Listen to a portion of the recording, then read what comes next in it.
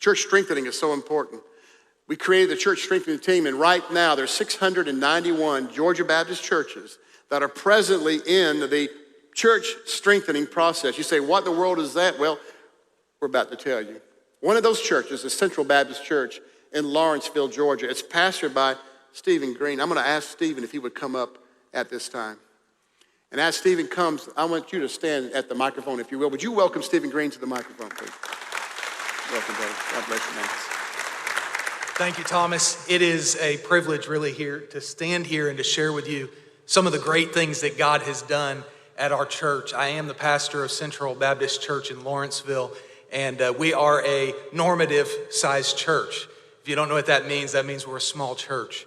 But I'm here to let you know that even though we're a small church, we've seen God do some amazing things because we don't serve a small God, and He does not do normative-sized things. He does great things.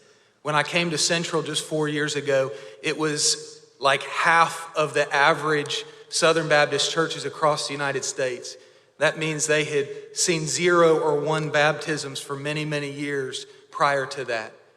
I remember the baptistry had dust in the bottom, and when you turn the water on, it came out orange because of the rusty pipes. The changing rooms were filled with flowers and not with souls.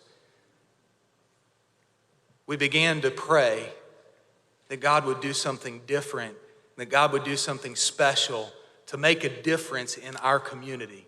As we got connected to the church strengthening guys and especially the evangelism team, one of the things that we just really grasped a hold of and I led the church to do was to pray for the lost in our community, in our families, in our neighborhoods. We began to pray for the lost by name in every service that we had. Sometimes I would call out a name of one of my neighbors and then I'd find out later that they were probably watching our live stream.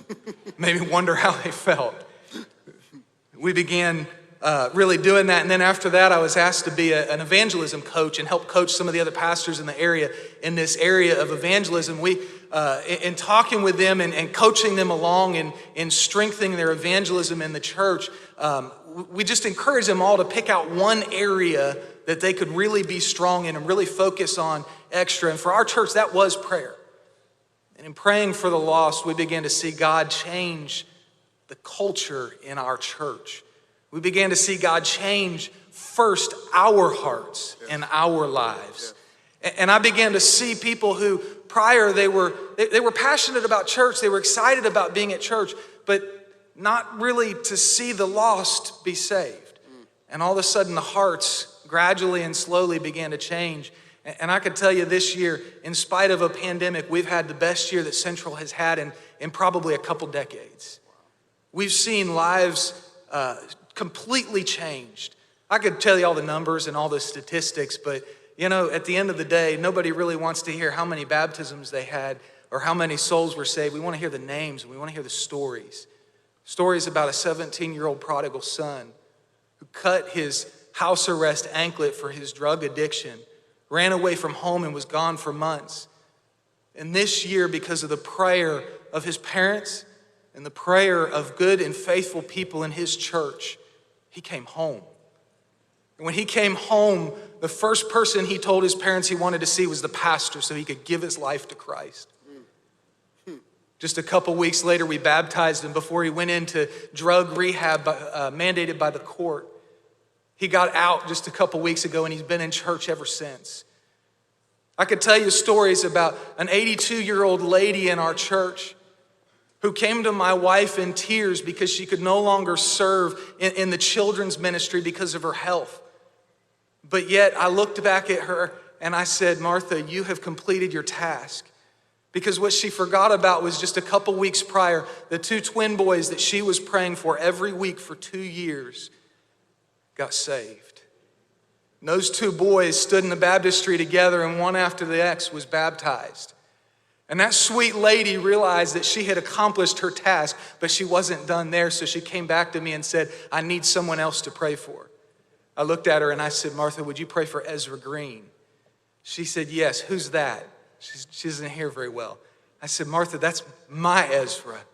Would you pray for my boy? She prayed for my boy, and a few weeks later, he gave his life to Jesus Christ. I could tell you all of these stories about families, complete, total families that were out of church, turned around, giving their lives to Christ, baptizing husband and wife side by side in the baptistry, and then just a few weeks later, because they chose to give their lives back to God, their son got saved too. And those parents in tears brought him to me and said, hey, would you talk to him about his decision to accept Christ? And we scheduled his baptism, and he too was baptized. And it all goes back to this idea that we decided to ask God for what we really, really wanted. And that was to see souls changed. That was to see people coming out of the hell column and into the heaven column.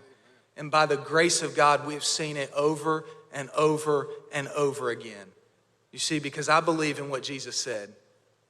He said, if you ask of me anything in my name, you know it. I will give it to you. And we began to take Jesus at his word, and we began to ask him directly for individual specific souls. And Jesus began to answer.